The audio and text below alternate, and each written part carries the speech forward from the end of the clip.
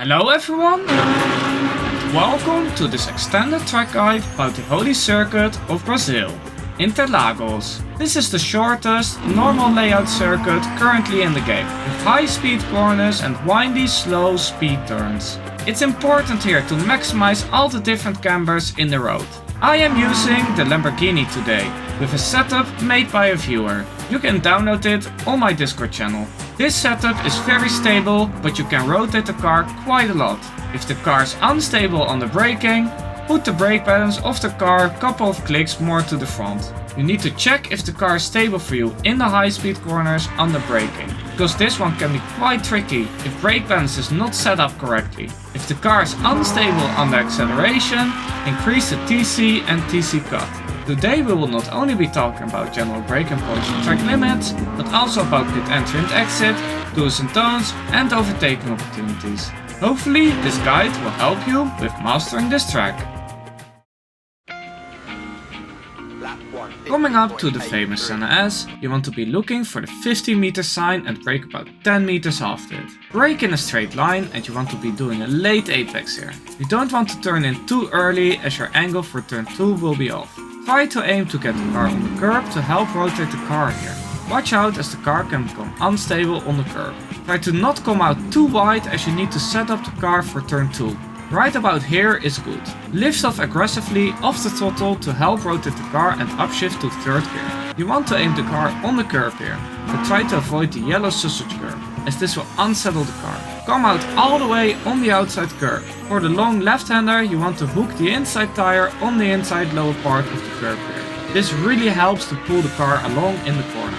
Some cars or setups don't really like this. If this is the case, you can also follow along the white line here. The car will drift out automatically. Try to feel where the maximum grip is in the corner and don't try to oversteer the car, as this will heat up the tires too much. On exit, keep two wheels within the white line for track limits.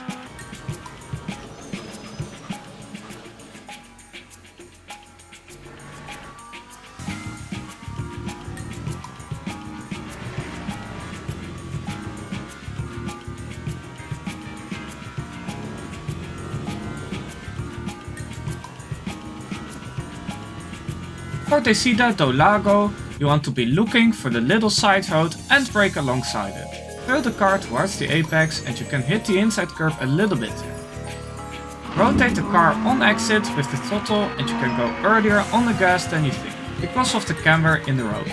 Use all of the curb on the outside, but keep two wheels within the track limits. They seem to be just a little bit over the white line.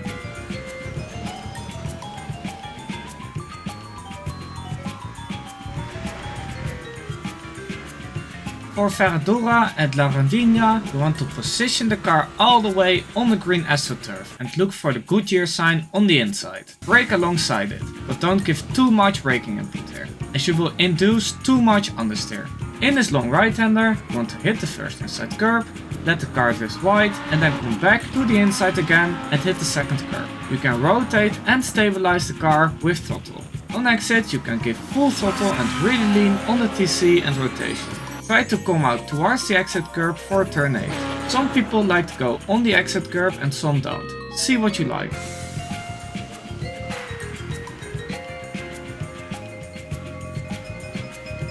For turn 8 you want to look for the DHL sign on the right. Brake just before it. Trail brake and then coast into this corner. You want to avoid the inside curb here, as the car will be off camber and it can unsettle the car. Lean on the TC of the car on exit. Try to use all the camber here in the road to get the maximum grip. For the next hairpin, accelerate a bit and go on the brakes again when you have just passed the curb on the left. You don't want to brake too hard here, but try trail braking throughout the corner. If you brake too hard, you will just understeer. Most cars here like second gear better and you have better traction, but see what works for you. Don't go too much on the curb here, but stay on the tarmac.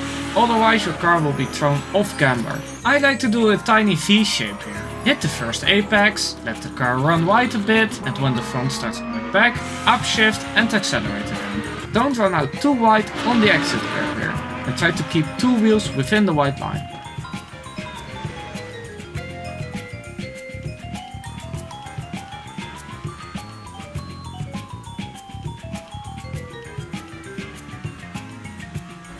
For Bico de Pato, you want to look for the curb on the right or look at the side road on the left. You want to brake about here. Do long trail braking through this corner, and here it is very important again that you don't go too much on the curb and you maximize the grip of the camber in the road. On exit you need to go on the banking to maximize exit grip, but make sure you bring the car back to the right on time so it doesn't get too light over the crest. And you need to set the car up already for turn 11.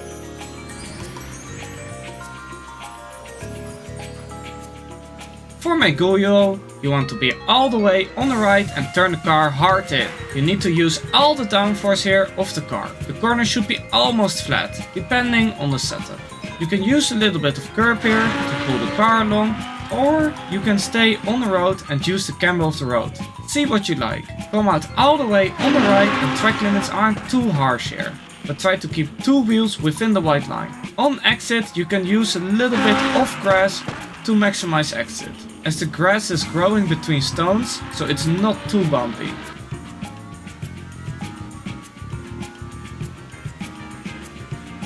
For Junsao, you want to go back on the asphalt and brake just 10 meters after the grass begins.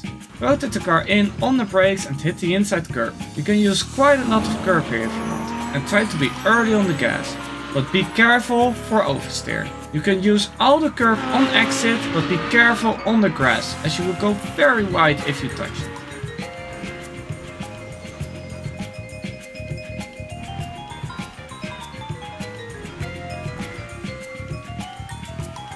On the straight you want to have a very tight line to minimize the distance to the finish line.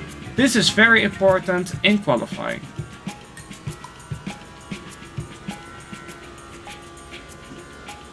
This time was a 1:34.6. These are the target lap times for each skill group. When you are just starting out in sim racing, you should aim for a 1:40. Someone who does lower tier daily or league racing should aim for around 1:38. Someone who does higher tier daily or league racing should aim for around 1:35.5.